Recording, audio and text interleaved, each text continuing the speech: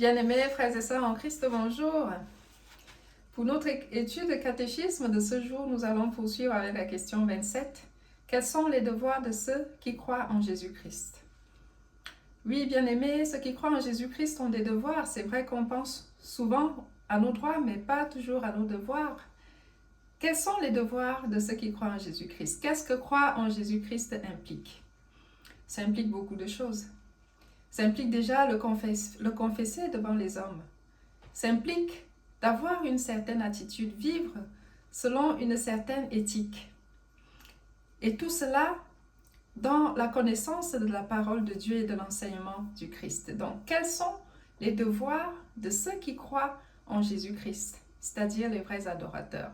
La suite après la prière.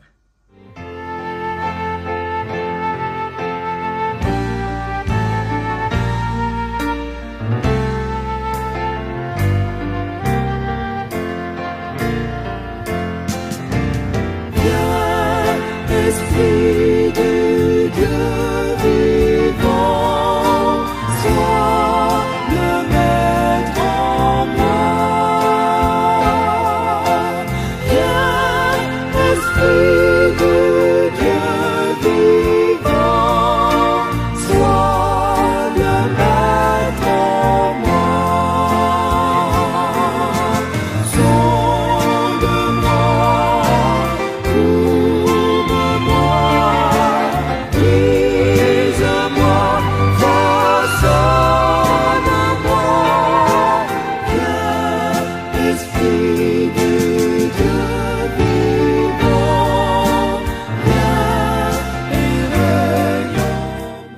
Sonde-moi, de Jésus-Christ. Amen. Quels sont les devoirs de ceux qui croient en Jésus-Christ? La réponse du catéchisme nous dit: ceux qui croient en Jésus-Christ doivent le confesser devant les hommes. Premièrement. Ensuite, ils doivent entrer pleinement dans la communion de l'Église. Deuxièmement. Et enfin, faire tout ce que Jésus-Christ leur demande. Lorsqu'on regarde de près cette réponse, on se rend compte que finalement, être chrétien, croire en Jésus-Christ, implique un certain engagement. Il ne suffit pas de croire, d'avoir la foi. Cette foi doit être active, engagée. Elle doit pouvoir produire ce qu'on appelle des actes de foi. Et ces actes de foi, comme nous le dit cette réponse, commencent par confesser Jésus-Christ devant les hommes, c'est-à-dire confesser son appartenance à Jésus-Christ, à son éthique. Et cette appartenance implique une certaine façon de faire. Cette appartenance implique vivre selon une certaine éthique, une éthique christocentrée, afin que l'on puisse nous reconnaître à notre façon d'agir, à notre façon de faire comme étant du Christ. Cette foi implique également, comme le dit la réponse, entrer pleinement dans la communion de l'Église. Ça veut dire qu'elle implique une mission. Et enfin, cette foi implique une certaine obéissance. Ceux qui croient en Jésus-Christ doivent pouvoir lui obéir. Être du Christ n'est pas seulement avoir des droits, parce qu'on est souvent très prompt à réclamer ses droits. J'ai droit à la vie éternelle, j'ai été racheté, j'ai droit à ci, j'ai droit à ça. Au quotidien, on le voit, les manifestations et tout, l'être humain est toujours très prompt à réclamer ses droits. Mais on oublie souvent qu'il y a également des devoirs. Les devoirs de citoyens, les devoirs de chrétiens, les devoirs d'enfants de Dieu. Être chrétien implique également un certain nombre de devoirs. Nous avons dit, premièrement, que ceux qui croient en Jésus-Christ doivent le confesser devant les hommes. Si nous lisons l'évangile de Matthieu au chapitre 10, alors que le Seigneur Jésus est en train de donner un grand nombre de conseils à ses disciples qu'il envoie annoncer la bonne nouvelle, il leur dit, au verset 32, dans Matthieu 10, « C'est pourquoi quiconque me confessera devant les hommes, je le confesserai aussi devant mon Père qui est dans les cieux. » Il poursuit au verset 33, « Mais quiconque me réunira devant les hommes, je le réunirai aussi devant mon Père qui est dans les cieux. » Fin de citation. Nous comprenons donc avec cet enseignement de Jésus-Christ qu'il est important pour celui qui pense être chrétien d'assumer son identité de chrétien.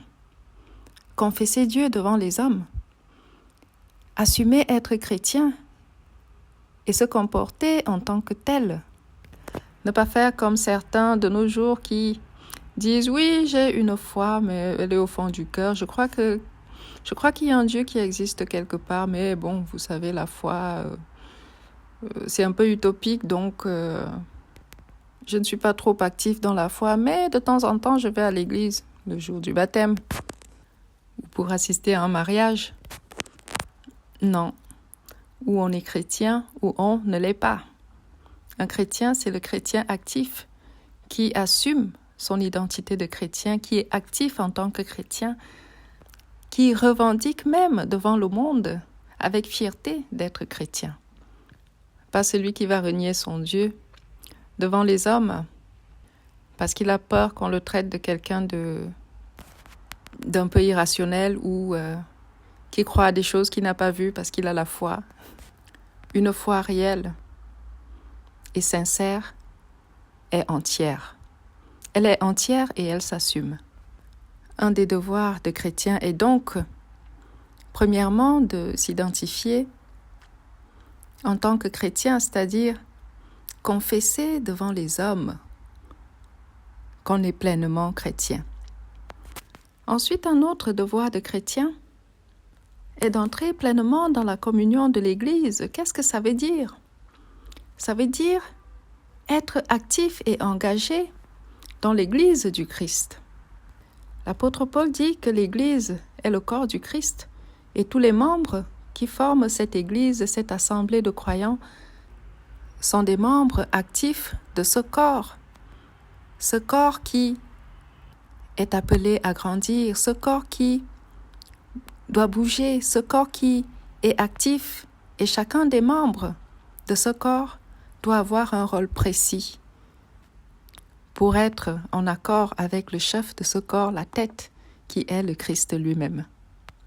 Le pied de ce corps doit pouvoir marcher, la main de ce corps doit pouvoir faire ce pourquoi elle est douée.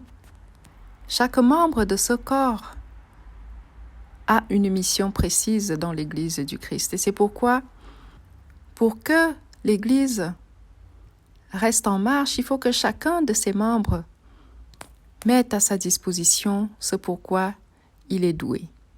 Que les prêtres fassent de la prêtrise, que ceux qui savent prêcher prêchent, que ceux qui savent chanter chantent, que ceux qui savent évangéliser le fassent, que ceux qui savent faire des dons ou ont des possibilités le fassent, que ceux qui savent apaiser apaisent, que ceux qui savent conseiller conseillent, et le tout pour accomplir la noble mission que le Seigneur Jésus-Christ a confiée à tout chrétien, le sacerdoce universel.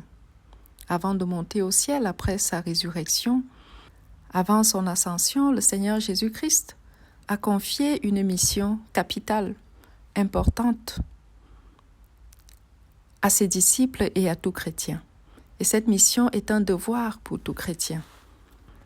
Il a dit « Allez dans le monde entier et faites de toutes les nations des disciples ».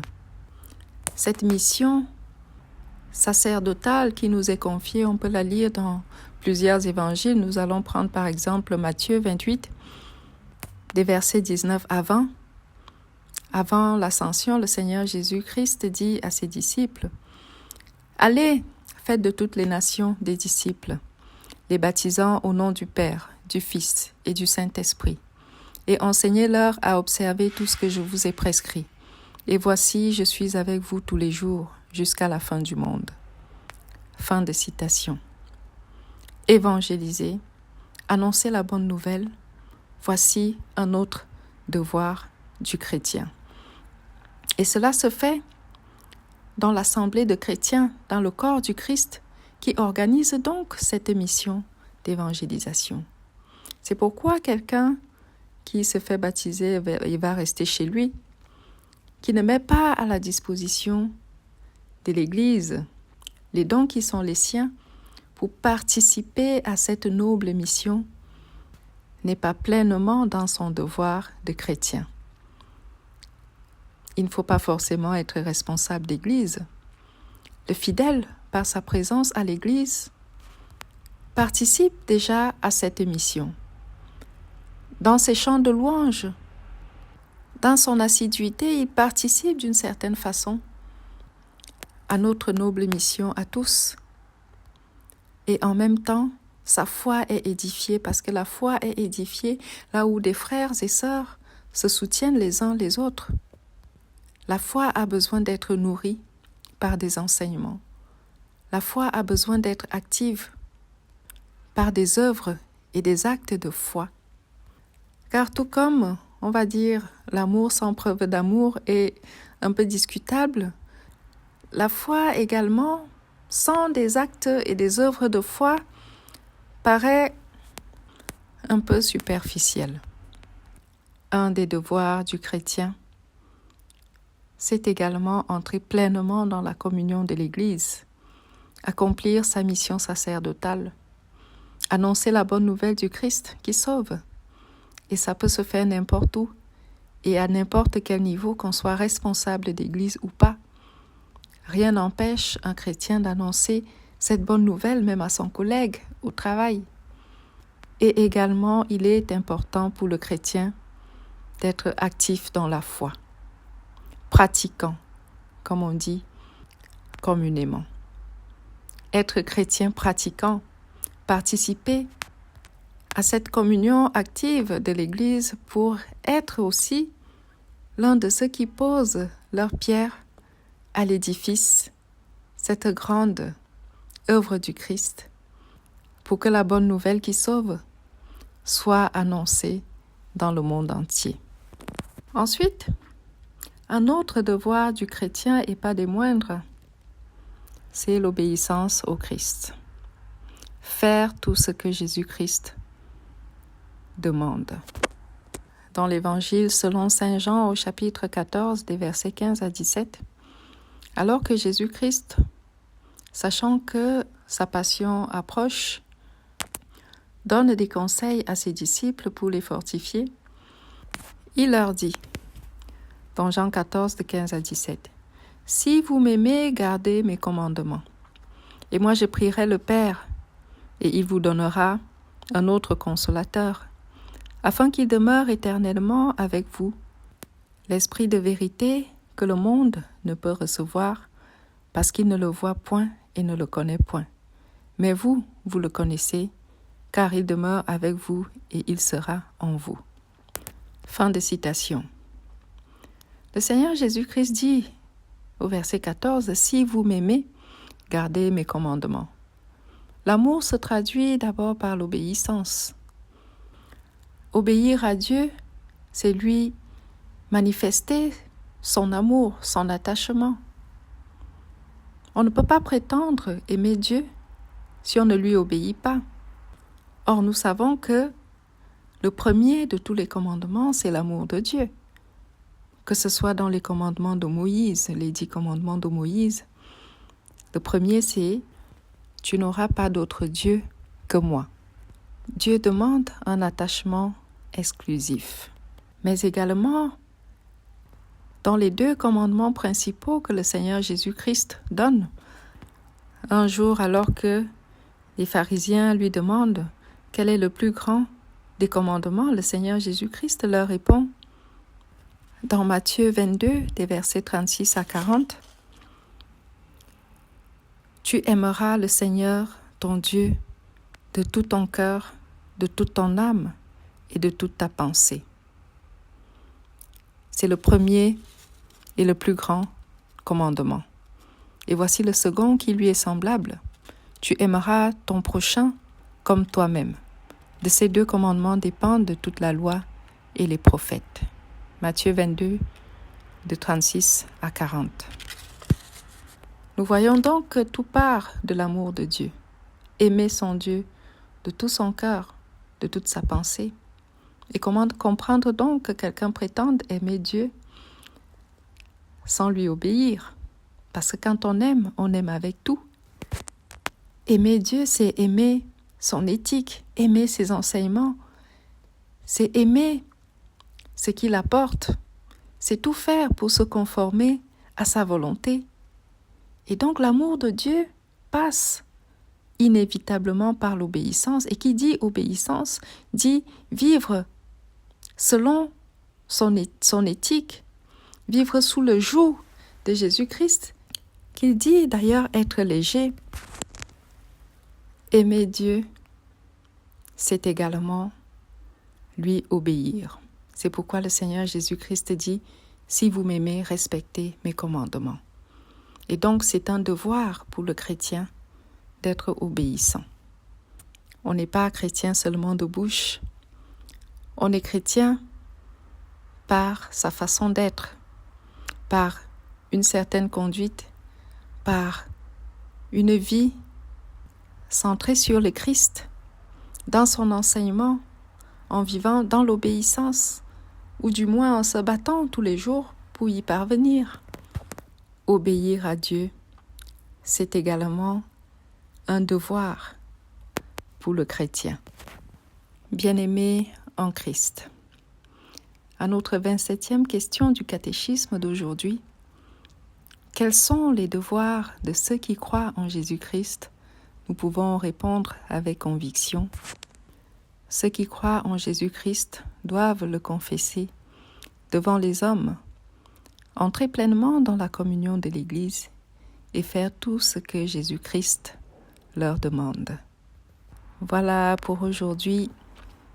Je vous dis à la semaine prochaine pour la question 28 de notre catéchisme. D'ici là, que Dieu nous garde et que Dieu nous bénisse. Amen.